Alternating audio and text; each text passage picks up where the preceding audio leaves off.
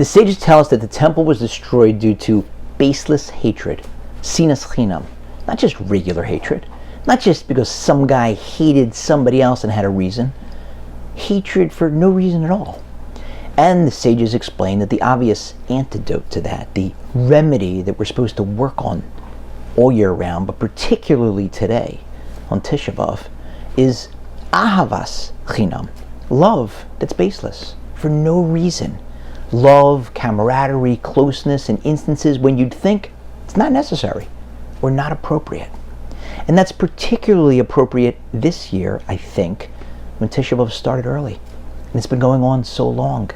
Meron, Surfside, Jews getting crushed, Jews accidentally, of course, crushing other Jews. What better thing to work on than ahavas chinam, loving each other, whether there's a reason or not. The Torah, of course, is a guidebook to life. God wrote it, and He hardwired us, so He knows exactly how we tick, what makes us tick, and what's best for us. It would be like meeting Mark Zuckerberg and having him offer to show you some shortcuts on Facebook. You'd hand your phone over, and you'd be delighted to get those shortcuts and hacks because that's the dude who invented it. God invented, created us. And so in the Torah, He guides us step by step how to live a deeply meaningful and fulfilling life. Sometimes when He's telling us laws, we understand what's going on.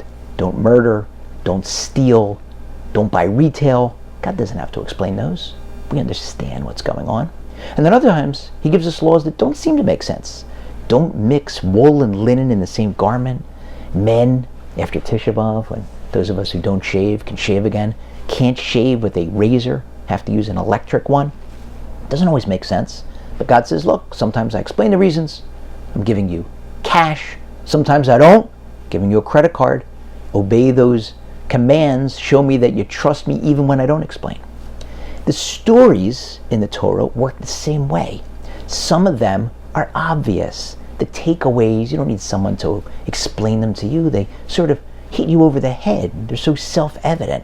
The golden calf. Don't worship idols. We don't have any intermediaries to God. Abraham's binding of his son Isaac, showing us that Avraham was willing to sacrifice anything for God. Yosef and his brothers, the dangers of sibling rivalry. But there are other stories that appear in the Torah that aren't quite as obvious what the takeaways are. But think about it. God, when He was curating those stories, all the different things that happened to the patriarchs and to Moses and Aaron, He didn't include every detail. He included some, not others. Some He went on at great length, and some you only hear a fleeting reference to the story.